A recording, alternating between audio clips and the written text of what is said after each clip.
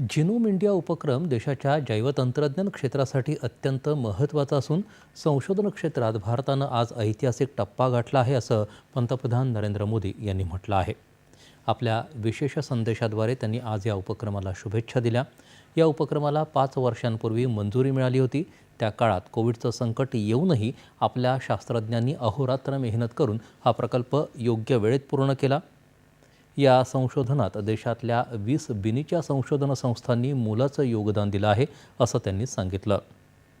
Genome sequencing म्हणजेच जनुकीय अनुक्रमांशी संबंधित डेटा आता भारतीय जीवशास्त्रीय डेटा सेंटरमध्ये उपलब्ध आहे असं सांगत जैवतंत्रज्ञानाच्या संशोधनात हा डेटा क्रांतिकारक ठरेल असा विश्वास त्यांनी व्यक्त केला।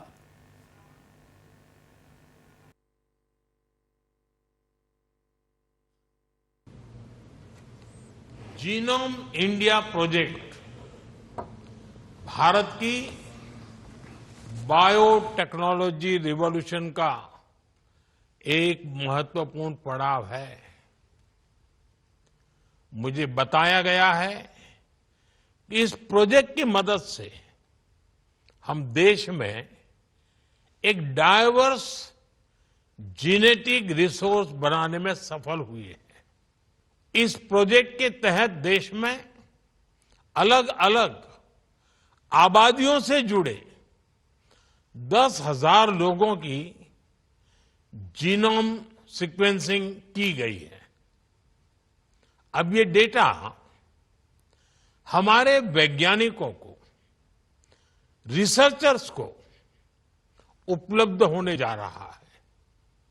इससे हमारे स्कॉलर्स को, हमारे साइंटिस्ट को भारत का जेनेटिक लैंडस्केप समझने में बहुत बड़ी मदद मिलेगी।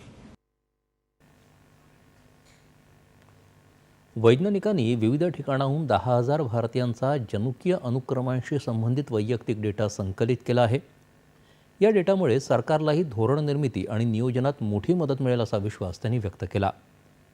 भारताची विविधता केवळ बाह्य स्वरूपात नसून ती देशातल्या नागरिकांच्या जनुकीय संरचनेतही आहे। त्यामुळे आजारांच्या स्वरूपातही मोठा बदल होतो। त्यामुळे इथल्या लोकांची जनुकीय ओळख निर्माण होणं आवश्यक असून हा डेटा त्या दृष्टीनं महत्त्वाचा ठरेल असं पंतप्रधान म्हणाले। विशेषतः आदिवासी समुदायात आढळणाऱ्या सिकल सेल ॲनिमिया यासारख्या आजारांवर उपाययोजना करण्यातही हा डेटा महत्त्वाचा ठरेल असं मोदी म्हणाले।